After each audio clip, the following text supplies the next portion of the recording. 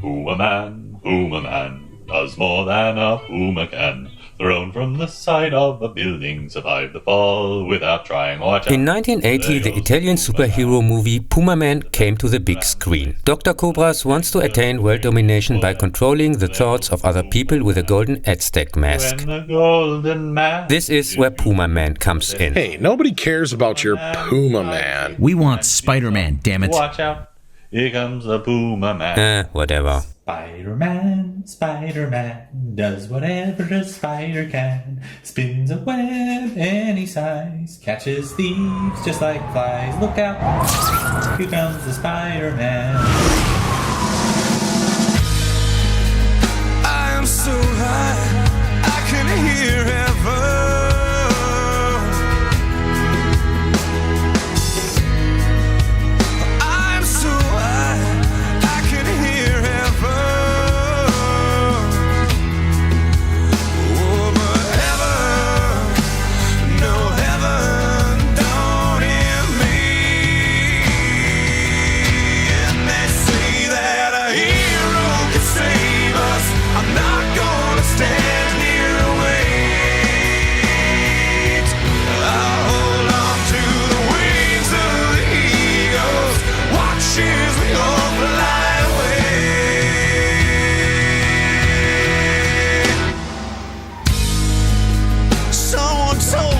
In 2002, Sam Raimi's Spider-Man swung over screens. The US production had a budget of $139 million and made more than $800 million worldwide back. The movie is based on the same named Marvel comic series, in Germany known as The Spider, which I collected in the 80s. Spider-Man appeared for the first time in 1962 in Amazing Fantasy number 15 and got his own comic in the following year. And they say that a hero can save us. I'm not gonna stand here and wait. Hey everyone, Don here, and Cub has asked me to talk to you about Spider-Man games. I said sure, then I realized there's more than 35 different games featuring Spider-Man, so I'm just going to focus on a couple that I'm somewhat more familiar with.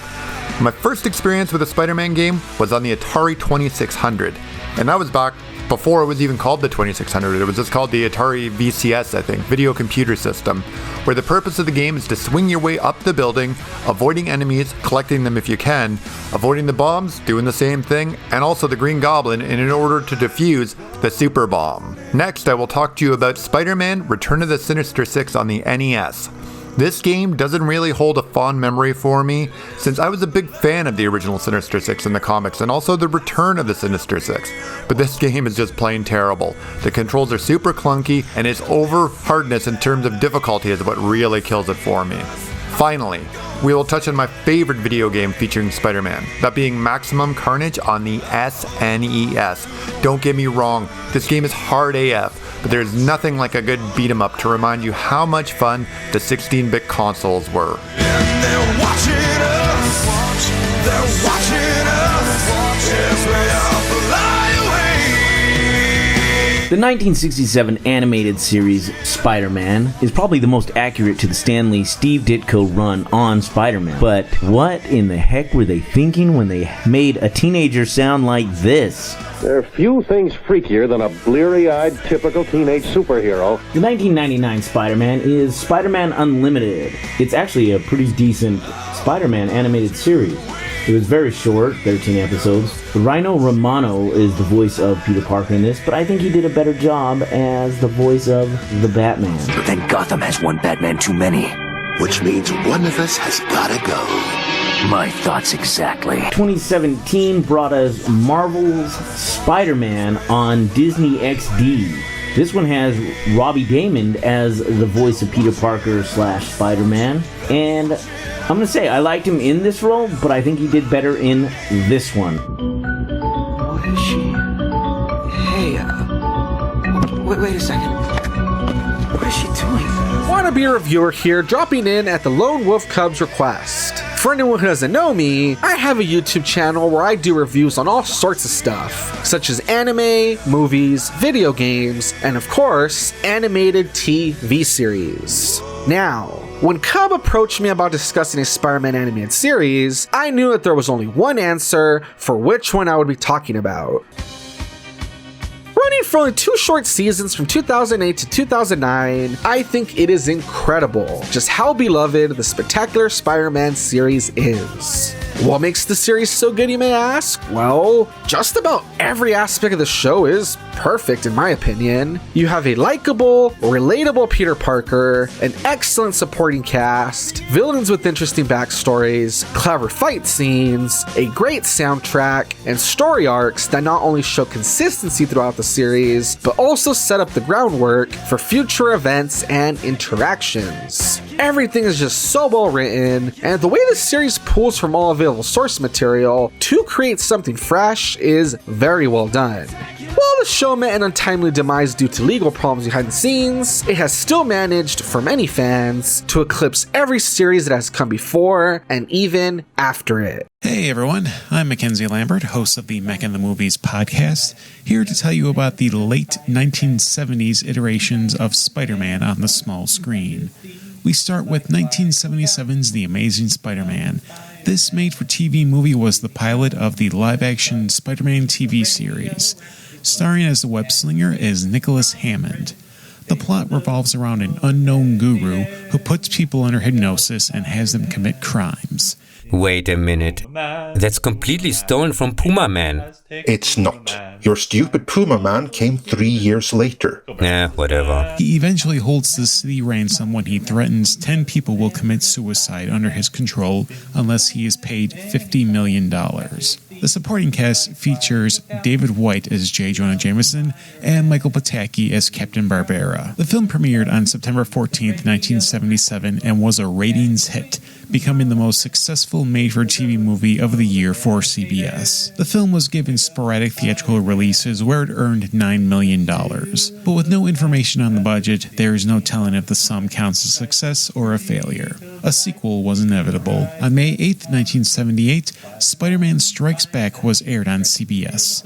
Hammond and Pataki returned, but Robert F. Simon took over the role of Jameson. 3 college students are given materials to make an atomic bomb, which they assemble to show the dangers of nuclear energy. While the trio steals plutonium, Spider-Man interferes. The guards find Spider-Man and blame him for the theft. Meanwhile, the villainous Mr. White reads of the theft and deduces the students stole the plutonium. He intends to steal the bomb from right under the students for his own nefarious purposes. This made-for-TV movie was actually 2 episodes of the TV show edited together as a feature film. The 2-parter, The Devil's Dust, aired on April 5th and April 12th of 1978, a month before Spider-Man Strikes Back aired. No information is available whether this movie was a success, but general consensus seems to be it fared poorly due to being previously aired material and the low-budget nature of the TV program. He's ignored. Action is his reward to him. Life is a great big bang up. Wherever there's a hang up, you'll find the Spider-Man. Japanese Spider-Man, Japanese Spider-Man, shoots his suit right out from his hand. How does he get the horn? My guess is tentacle porn. Oh yeah! Here comes Japanese Spider-Man. In 1981, Spider-Man The Dragon's Challenge became my first Spider-Man movie I watched in the cinema, fudged together out of the last 2 episodes of the TV series. But it wasn't released until June, a month after the launch of Puma-Man, which made Puma-Man my first superhero movie cinema experience ever. A Chinese minister asks his old friend J. Jonah Jameson for help against a shady businessman who tries to kill him with hitman. Peter Parker persuades the minister to fake his death, so that Spider-Man can investigate the case. The TV show itself was a rating success, but CBS canceled the show after 13 episodes. While known for being cheap-looking and a product of the time, the stunts for the web-slinger stood out due to them being performed for real. Another fault of the show was the lack of Spider-Man's iconic villains. Webhead is considered to have one of the best rogues gallery in comics, second only to Batman. Yet the show was unable to bring in any of them, whether it's Dr. Octopus, the Vulture, Green Goblin, or Mysterio. Overall, the 2 TV movies and TV series offered a bare minimum experience for Spider-Man. They're products of their time and could be enjoyed as such. Back to you, Lone Wolf Cub. Hang up. Wherever there's a hang up, Clint, you'll find the Spider-Man.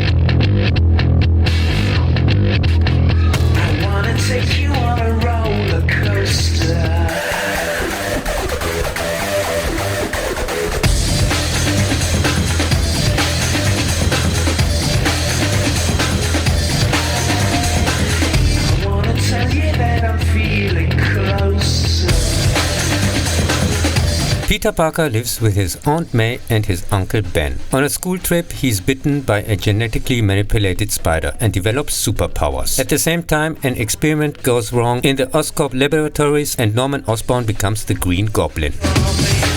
Spider-Man is a very good comic adaptation, with the exception of James Franco as Harry Osborn, excellently cast with acceptable effects for the time. It was my most anticipated movie ever. Unfortunately, the script has some obvious holes, like the fact that he basically has his costume out of nowhere. He has also, unlike the movie, self-developed web shooter in the comics, and Green Goblin has an elastic mask and not this stupid inflexible one. The biggest flaw, however, is the completely fucked up super lame final somewhere in a cellar. The actual final was supposed to take place at the World Trade Center, but thanks to the government-staged false flag attacks of 9/11, it had to be rewritten. Presumably also the reason for the embarrassing patriotism propaganda bit with the people on the bridge and the disappearance of the best teaser ever with the ingenious World Trade Center scene.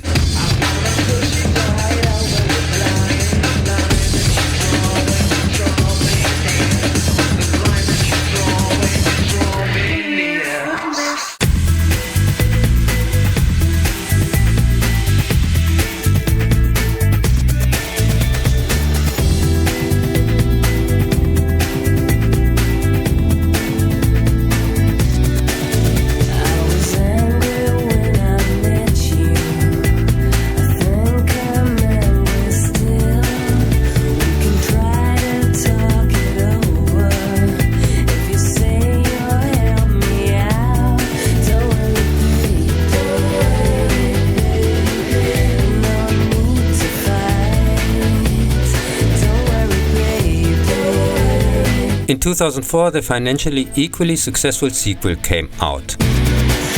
Peter Parker isn't able to manage relationship, work and Spider-Man anymore, apparently loses his powers and gives up his costume.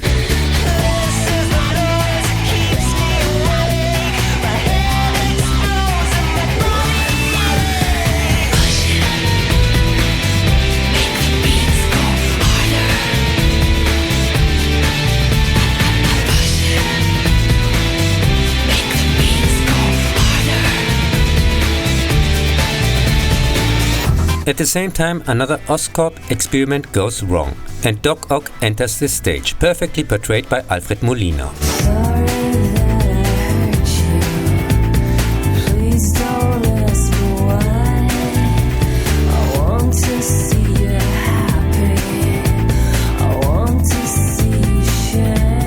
Spider-Man 2 is by far the best Spider-Man movie ever.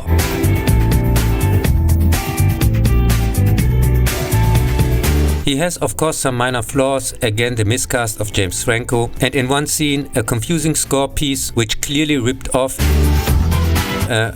was inspired by Hellraiser. My all-time favorite villain from the comics, Doc Ock, delivers spectacular fights with Spider-Man, and I really like the overall story.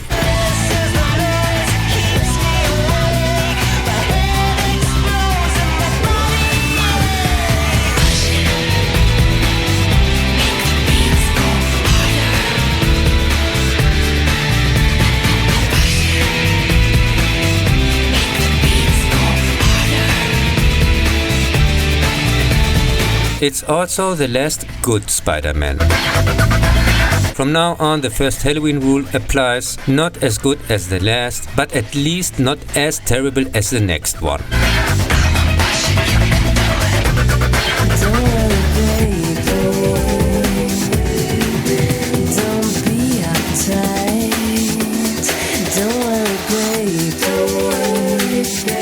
We'll stay up all night.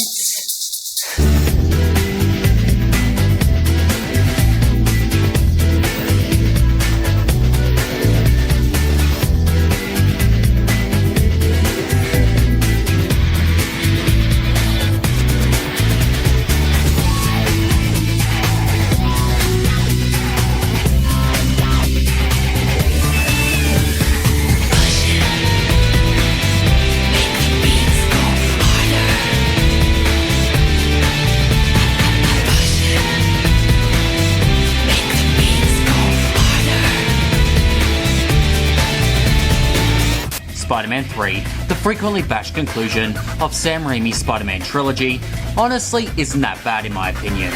Yes, some plot elements simply don't work. Retconning Uncle Ben's death is really, really dumb, as is Harry's butler withholding vital information that would have saved everyone so much trouble. But I can't deny that when it works, it really works. The Sandman's creation is a gorgeous scene, the action is awesome, and I love its themes of anger and forgiveness. Revenge is like a poison. It can take us over. And before you know it, it can turn you into something ugly. And I even like Emo Peter's dancing. It's so cringe-inducing and hard to watch, and I find it hysterical. Spider-Man 3 has problems, but I believe its pros far outweigh its cons. And look, compared to what's to come, it's Oscar-worthy.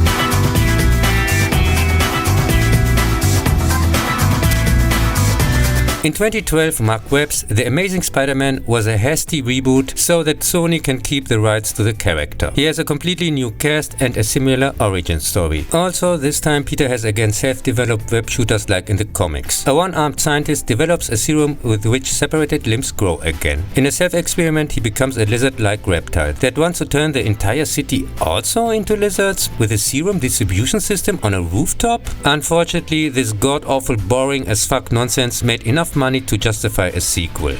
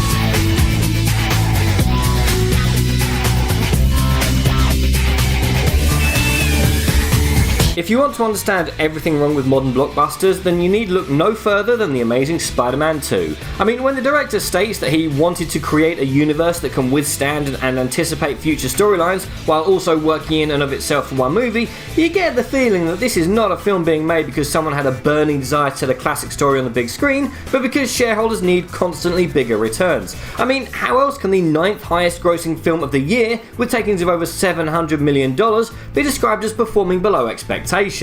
Also, in August 2011, 11 months before the release of The Amazing Spider-Man, Sony announced a release date for this sequel. Anyway, in theory, this is a very simple plot. Well, as simple as Spider-Man plots get. The webhead, played pretty well by Andrew Garfield, is trying to protect the city from Electro, Jamie Foxx continuing his eternal quest to prove that his Oscar win was one of the biggest mistakes the Academy ever made, as well as defeat the Green Goblin, Dehan trying to earn enough to be able to afford to go back to indie films, and at the same time dealing with the relationship issues with Gwen Stacy, Emma Stone enjoying a lovely break from acting, as well as setting up Venom, the Sinister Six, unraveling mysteries involving his parents, keeping his secret identity from Aunt May. And if that sounds like a lot to cram into a 142-minute film, that's because it is. This film is an overstuffed, bloated mess with some very thrilling set pieces and a couple of good actors, but removing half of the subplots and characters, most of whom exist purely to make fanboys swoon and set up yet more films, would have been a good hit.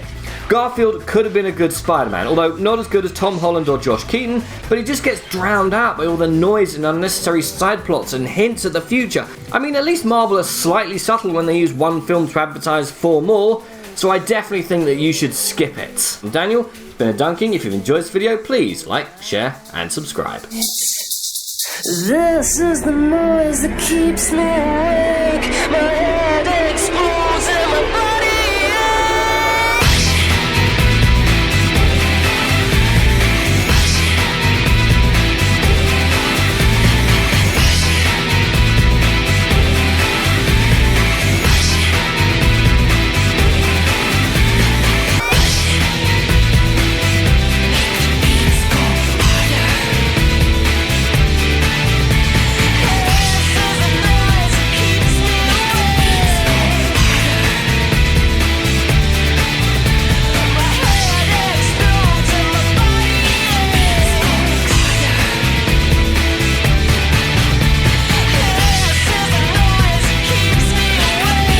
The moderate box office numbers and the massive backlash from fans and critics led to the fact that Sony temporarily shared their rights and Spider-Man became part of the MCU. Spider-Man. But that's another sad rant. I mean, of course, fair and objective review.